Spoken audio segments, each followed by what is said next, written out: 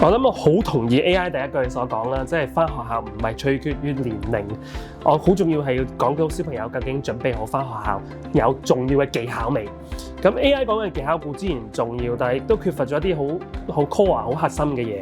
其中一樣嘢，我哋好多時候發覺老師啦同埋家長可能會缺乏咗留意咧，就係小朋友嘅學習動機，佢對上堂嘅興趣啦，佢對學習嘅興趣強唔強咧？如果唔強嘅話，小朋友都好難留心，好難學到嘢。另一邊亦都講緊小朋友嘅留心能力，佢知唔知道要睇啲乜？識唔識得將眼仔 keep 住喺老師身上啊？老師指住嘢嘅時候要留意老師指住啲乜啊？